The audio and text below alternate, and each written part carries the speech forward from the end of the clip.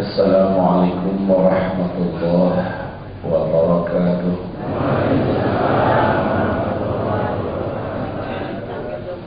Alhamdulillahi rabbil alamin. Wassalatu wassalamu ala hadzal nabiyil karim wa ala alihi wa sahbihi wa man tabi'ahu bi ihsan ila yaumiddin. Amma ba'du. Qala Allah subhanahu wa ta'ala, ya ayyuhalladzina amanu taqullaha haqqa tuqatih wa la tamutunna illa wa antum muslimun. Wa qala ya ayyuhan nas ittaqu rabbakum alladzi khalaqakum min nafsin wahidah wa khalaqa minha zawjaha wa batha minhuma rijalan katsiran wa nisaa'a. واتقوا الله الذي تساءلون به والأرحام إن الله كان عليكم رقيبا. وقال يا أيها الذين آمنوا اتقوا الله وقولوا قولا سديدا يصلح لكم أعمالكم ويغفر لكم ذنوبكم ومن يطع الله ورسوله فقد فاز فوزا عظيما. اللهم ارحمنا بالقرآن. وصدق الله العظيم. وقال النبي صلى الله عليه وسلم اقتربت الساعة ولا يزداد الناس من الدنيا إلا حرصا ولا يزدادون من الله إلا بعدا. أما بعد ma'asyiral muslimin wal muslimat, sama-sama kita menyampaikan rasa pujian yang sangat dalam kepada Allah dan melafazkannya dengan alhamdulillah bi ni'matihi tatimmus shalihat.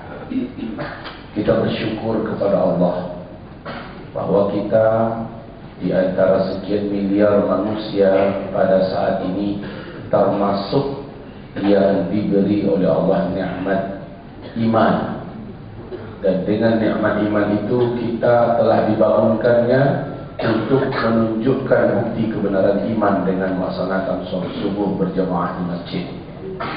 Karena tidaklah ada yang mampu melangkahkan kaki di waktu-waktu yang paling berat ini kecuali hanyalah orang yang beriman. Sementara orang-orang muslim yang belum masuk iman ke dalam hati mereka, atau di dalam hati mereka ada penyakit, bagi mereka melaksanakan sholat subuh berjamaah. Bapak Ibu, lalu kita menyampaikan salam beserta salawat kita untuk kekasih kita bersama, junjungan yang paling mulia Muhammad Rasulullah Sallallahu Alaihi Wasallam.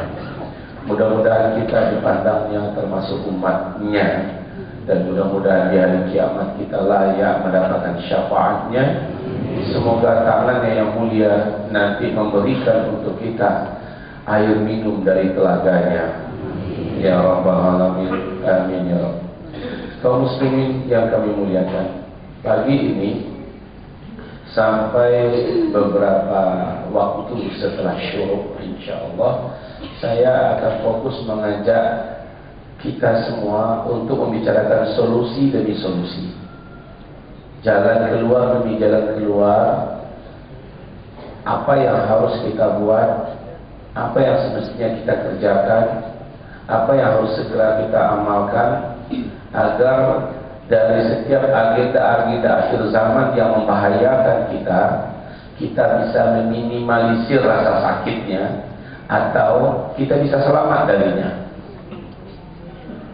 Saya tidak ingat pembahasan kita yang kedua dulu sampai di mana terakhir tentang akhir zaman, tetapi saya akan sisir kembali dari awal, tapi bukan pembahasannya, hanya solusinya.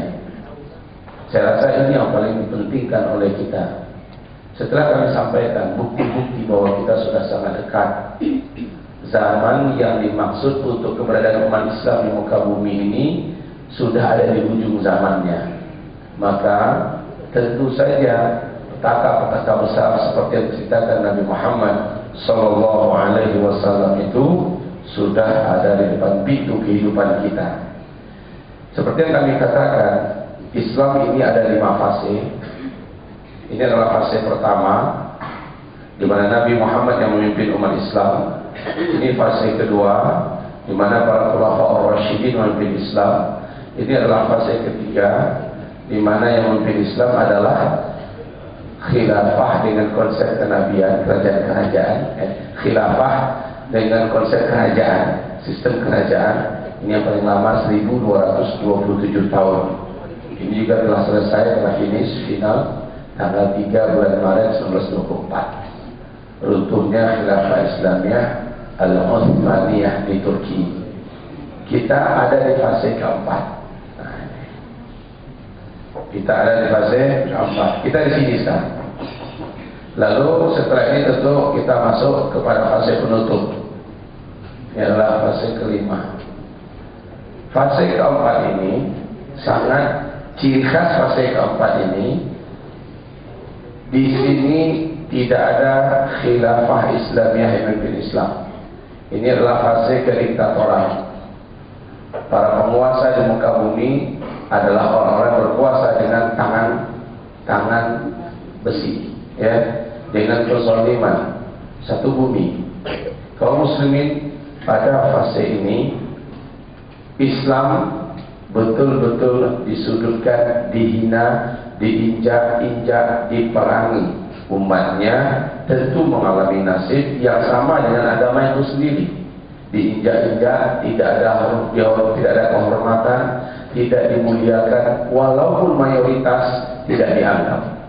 Didiskriminasi, para ulamanya juga mengalami tekanan, apalagi para dai-dai, para kiai, para habib dan sebagainya. Di negeri-negeri yang meluas saat ini di seluruh dunia, Islam dan umat Islam benar-benar mengalami diskriminasi seperti di Amerika hari ini.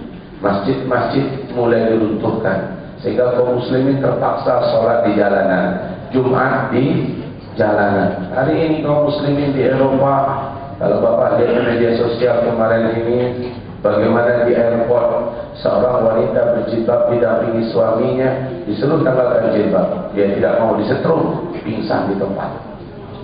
Sehingga suaminya menjotos 2 polisi yang menyetrum istrinya. Nah, kaum muslimin, ini kenyataan hidup pada zaman ini sangat berat.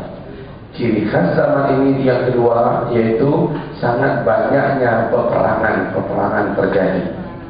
Ini adalah zaman perang. Baik umat Islam yang perang dengan penguasa kafir atau dengan musuh-musuh kafir, atau umat Islam atau umat manusia, sesama manusia lainnya saling berperang. Mungkin karena faktor perebutan wilayah, karena faktor perebutan kekuasaan, karena faktor perebutan harta kekayaan, ya.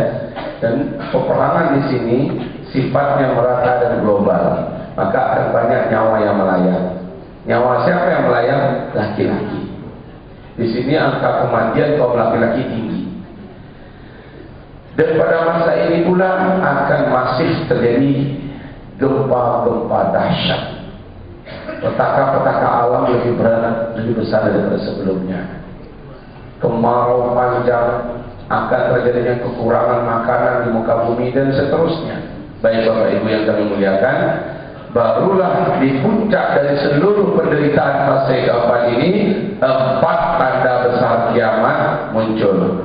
Yang pertama, terjadinya dukhon. Ini sudah kita jelaskan. Dukhon terjadi, lanjut yang kedua adalah Dajjal.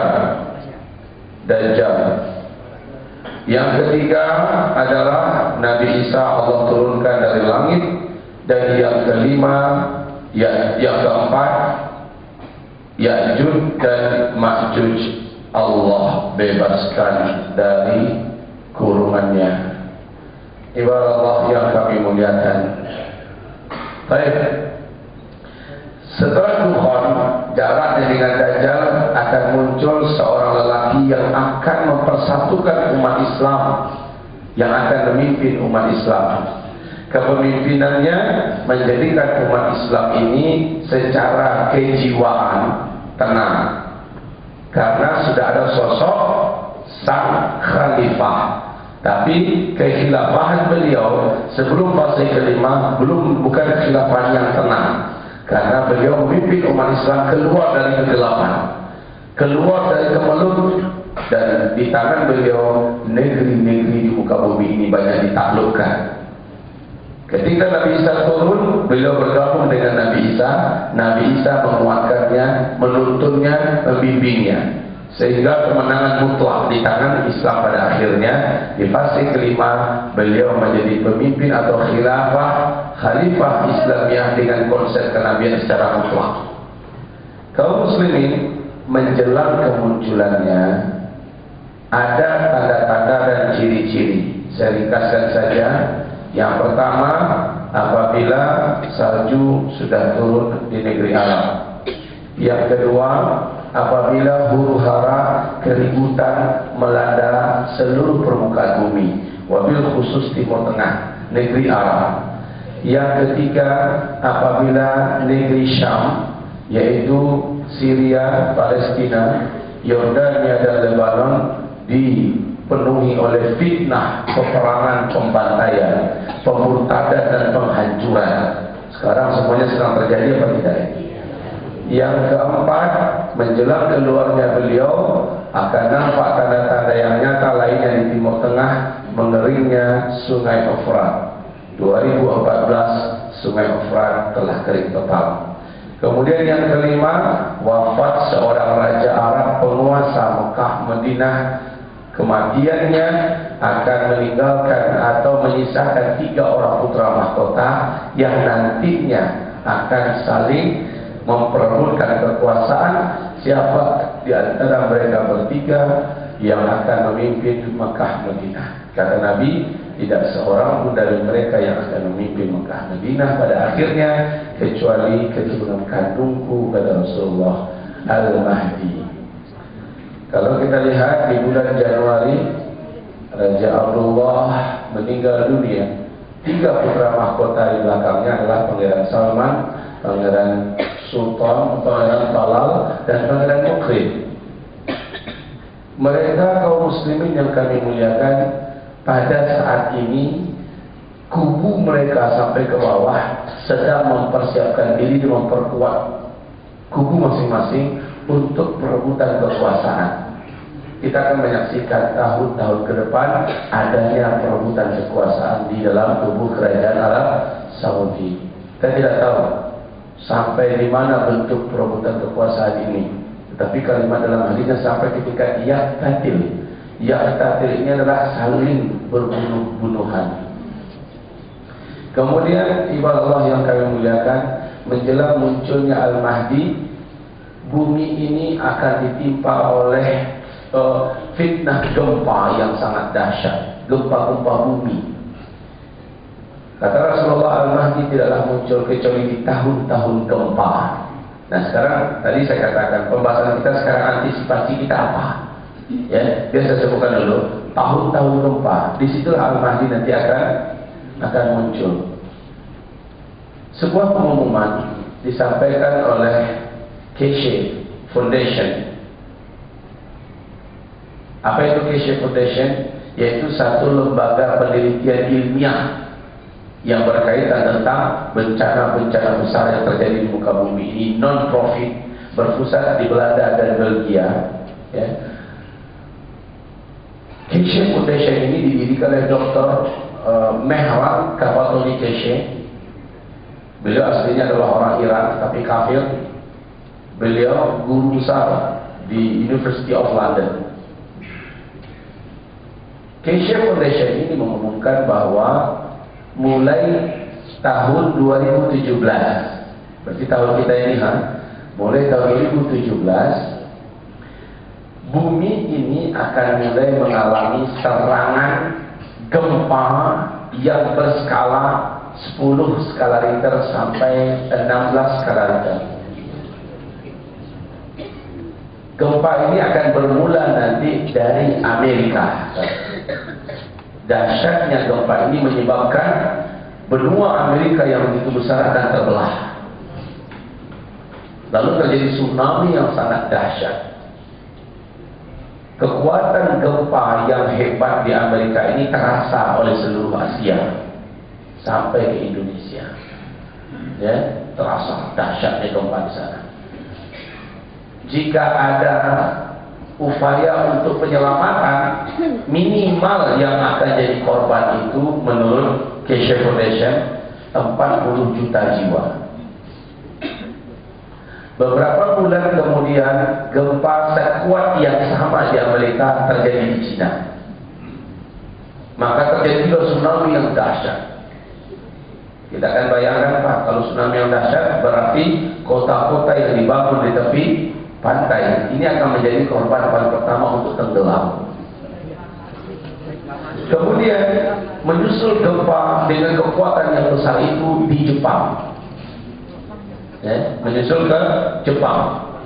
Lalu setelah itu berbagi rata kemana-mana negeri di muka bumi ini, gempa terjadi di mana-mana. Itu adalah tahun-tahun gempa. Di hadis yang lain mengatakan, nanti kalian akan menyaksikan di tahun-tahun gempa banyaknya terjadi pertumpahan darah dan peperangan. Ya Allah, udahlah gempa dahsyat, tsunami datang, orang perang pula di sana sini. Ya Allah, Indonesia ini juga sedang hampir-hampir di ujung perang. Apakah betul nanti di 2018 kita itu akan mengalami kejadian mengerikan ini? Allah SWT. Semoga tidak ya Allah. Tapi kalau kita melihat ke depan, persis kata Rasulullah, Al-Mahdi akan muncul di tahun-tahun gempa. Di puncak bumi ini kacau Pak. Kacau. Dengan ini kaum muslimin. Setelah itu kata Rasulullah berikutnya, kemunculan Al-Mahdi ditandai dengan terbunuhnya seorang lelaki yang berjiwa mulia, nafsus zakiyah. Qutilatin nafsus zakiyatu fayakhrujun nasu ilal mahdi yubay'unahu. Orang akan menyaksikan dibunuhnya seorang lelaki yang berjiwa mulia, berhati mulia.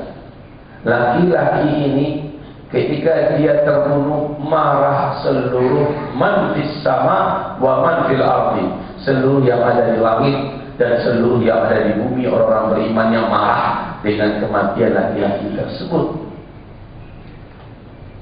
Lalu manusia setelah itu kata Rasulullah segera keluar untuk berbaiat dengan Al-Mahdi, kepada Al-Mahdi. Ini menandakan apa? Kemunculan Al-Mahdi ditandai terbunuhnya dulu orang yang di hati orang beriman di bumi ini cinta kepadanya. Orang ini memang berjiwa mulia, ya. Sebagaimana penduduk langit juga marah dengan kematiannya. Hadis ini sahih, sanadnya sahih. Siapakah orang yang berjiwa mulia tersebut? Kita tidak bisa menebaknya sekarang. Hanya saja yang syaratnya orang ini ketika dia dibunuh orang beriman satu bumi marah.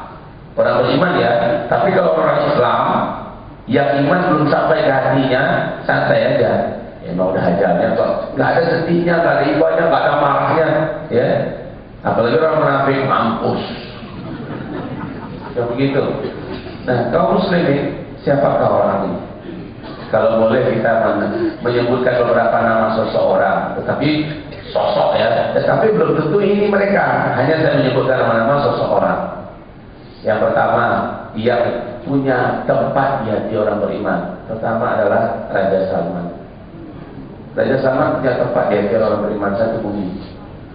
Sejak dari kecil dia adalah anak santri. Dia beda dengan seluruh pangeran-pangeran di kerajaan Arab Saudi. Beda habis Pak. Dia terdidik di kutab, dia terdidik di pesantren kalau bahasa kitanya. Dia taat dalam beragama, menjalankan sholat 5 waktu itu harga mati bagi dia, berjamaah di masjid, ya.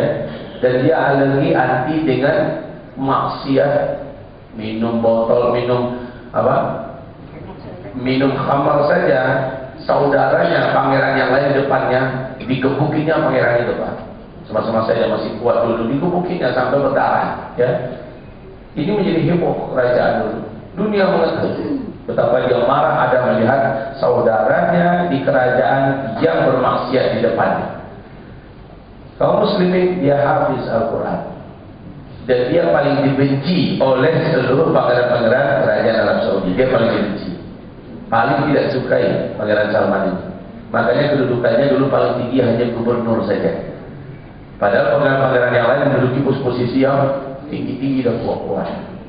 Tapi karena urutannya adalah beliau, giliran beliau setelah Abdullah, ya, harusnya kan Sultan meninggal lebih dulu daripada sebelum Abdullah yang habis. Habis itu harusnya naik juga meninggal. Tinggallah Salman, Talal dan Mukrin. Urutannya Salman. Ada konspirasi agar jangan Salman yang naik menjadi raja. Konspirasi Uni Emirat Arab, Mesir, negara-negara besar, apalagi Eropa, PBB berusaha agar jangan Salman yang naik. Sosok ini berbahaya untuk kepentingan Barat, PBB, apalagi Yahudi. Ternyata pada Allah izinkan Salman yang naik. Singkatnya Salman naik jadi raja. Ternyata betul, Salman melakukan berbagai macam manuver yang luar biasa di Timur Tengah.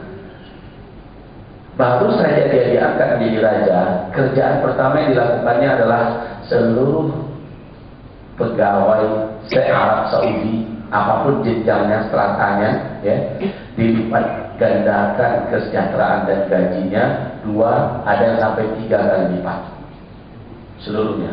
Yang kedua, seluruh ulama-ulama dan dai-dai yang dulu tegas mengkritik pemerintah Arab Saudi dipenjara di bawah tanah, dibebaskan oleh beliau, suruh bebaskan. Yang ketiga, seluruh tawanan politik yang sebenarnya tidak ada salah kepada kerajaan, tapi ikut mendukung perjuangan yang ada di Syria, ikut mendukung dengan dana, mengajak orang untuk menyalurkan dana ke sana, yang dipenjara sebelumnya dibebaskan, lalu umat diizinkan untuk memberikan bantuan dana ke sana. Bahkan kemarin waktu saya di Haram, kaget saya Pak, di khutbah Jumat khatibnya mengumumkan, banyak saudara kita di Syria donasi dibuka di Arab Saudi, terbuka untuk umum sekarang. Dulu mana mau mereka, sekarang sudah dibuka untuk umum, sudah ada celeng-celengannya, sudah ada rekeningnya, negara, kerajaan yang langsung mengelola. Masya Allah, luar biasa ya. Di masa Raja Salman, ketika beliau naik, Bapak Ibu yang kami muliakan, para pemuda seluruhnya diwajibkan latihan militer. Dulu nggak ada, diwajibkan latihan militer.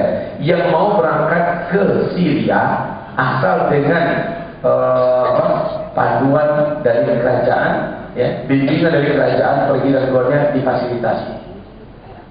Masya Allah, ini terjadi Pak. Apalagi setelah terjadi kesepakatan antara Saudi dengan Turki, benar-benar arah ke Syria itu nanti dikuatkan.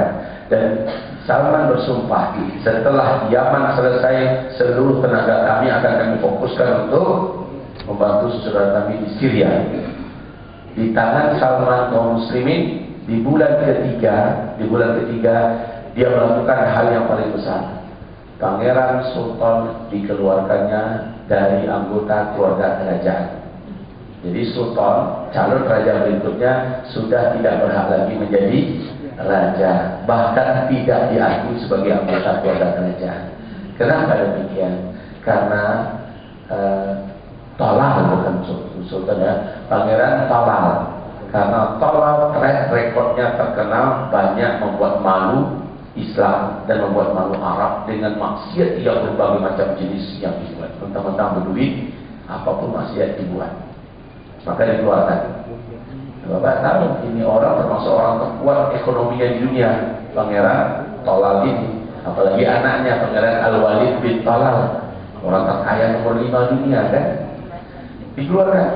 Di bulan keempat, Pangeran Salman membaiat calon raja berikutnya bukan Mukrim, tetapi Muhammad bin Nayef.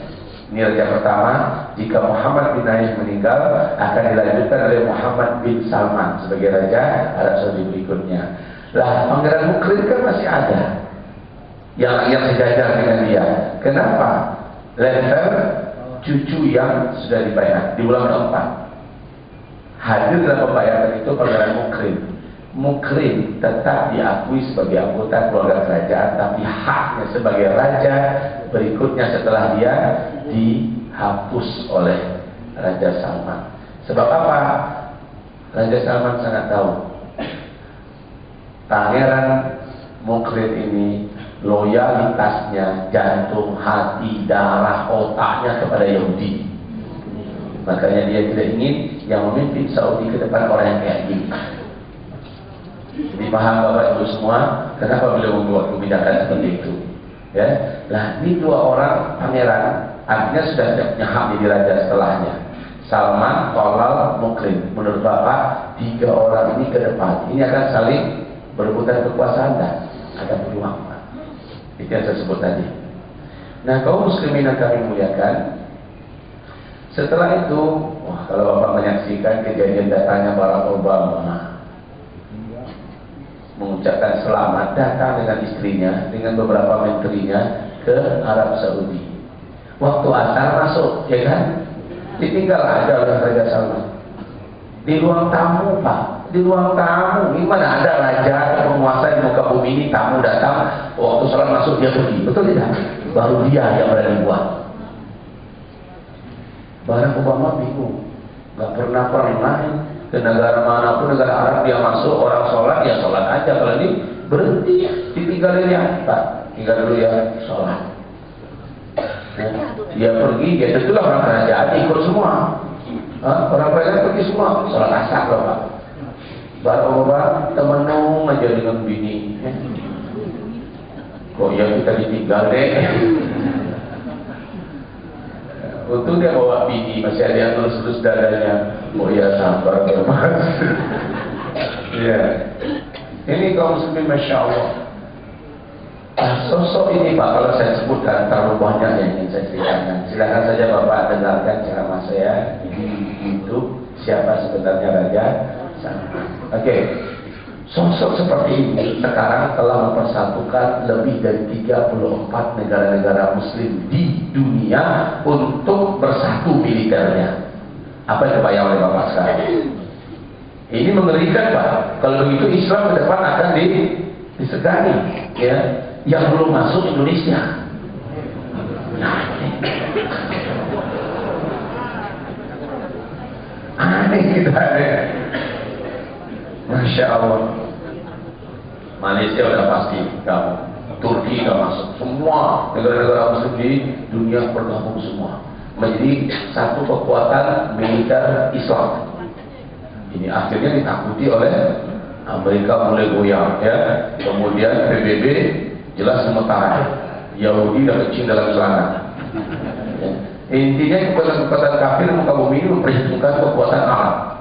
Di sini Iran sudah tak kecil habis, gitu kan, melihat. Apalagi Syiah diresmikan sebagai organisasi teroris dunia oleh Saudi. Ini mudah, kaum muslimin yang muliakan. Jadi kita tahu Salman ini sangat dibenci oleh orang kafir, betul tidak? Mendengarkan uraian seperti ini, saya yakin tumbuh rasa cinta kita kepada beliau. Datang dia ke Indonesia di saat Indonesia krisis, Pak. Krisis. Negara tirai bambu sedang melirik Indonesia untuk menjadi negeri keduanya dengan membawa akidah komunisnya. Indonesia sedang fakir-fakirnya, ya, sedang lemah-lemahnya. Dia datang menunjukkan kami juga bisa, dan kami bukan minjemin, tapi investasi. Masya Allah Pak, investasi. Mega triliun akan ditawarkannya untuk Sumatera Barat membuat pusat wisata Islami dunia yang nanti orang Arab diarahkan ke Sumatera Barat untuk berwisata. Mega triliun. Kemudian untuk Indonesia butuh dana berapa? Start 334 triliun investasi kita. Ya, 1.500 orang di bawahnya. Nggak usah saya cerita banyak, kalau udah tahu semua. Ya. Ini untuk menunjukkan bahwa kita, hai umat Islam Indonesia, wahai kaum pemerintah Indonesia, orang Islam punya izah kok. Insya Allah kami bisa jadi mitra kalian. Kalian mau duit berapa? Insya Allah kami siap. Kamu gitu Pak. Insya Allah, Masya Allah. Nah ini orang kayak gini ini memang target dibunuh apa tidak? Dan sudah ada upaya loh Pak. di kerajaan Arab Saudi itu sudah ada upaya untuk membunuh beliau, meracunnya. Orang terdekat mencoba mendekati, ingin membunuhnya, ketangkep semua. Allah yang masih selamatkan beliau saat ini. Intinya orang ingin target. Siapa lagi? Yang kedua, orang yang juga dicintai orang beriman. Yang tidak cintai cuma orang munafik. Recep Tayyip Erdogan. Ini sosok kedua legendaris sekarang. Sosok legendaris dunia. Masya Allah. Saya tidak bisa sebutkan kepada Bapak Ibu bagaimana terhormatnya sosok ini di hati orang beriman. Di tangannya dunia Islam ini menjadi terhormat, ya, dengan apa yang dilakukannya, apa yang dikatakannya, perbuatan nyatanya menjadi Islam naik betul-betul terhormat. Dan beliau mengatakan, kemajuan yang kita capai hari ini di Turki seluruhnya berkat kami kembali kepada Islam. Ini berkat kami kembali kepada Islam. Kami telah campakkan sekularisme di sampah-sampah peradaban dan telah tinggal sekularisme. Hanya 10 tahun Pak, dia mampu membuktikan negara Turki termasuk negara termiskin di dunia, urutan 116. Tetapi hanya dalam 10 tahun Turki masuk dalam 10 besar negara yang kuat di dunia. Dulu Turki terbeli utang oleh IMF, kejepit dan dibincang. Setelah Erdogan naik, IMF yang utang di Turki. Apa enggak menakutkan itu Pak? Mata uang Turki dulu tidak ada harganya, tapi setelah beliau naik menjadi sangat kuat. Saat terjadi krisis moneter di Eropa, krisis moneter seluruh dunia dan Eropa mengalami krisis yang terparah. Seluruh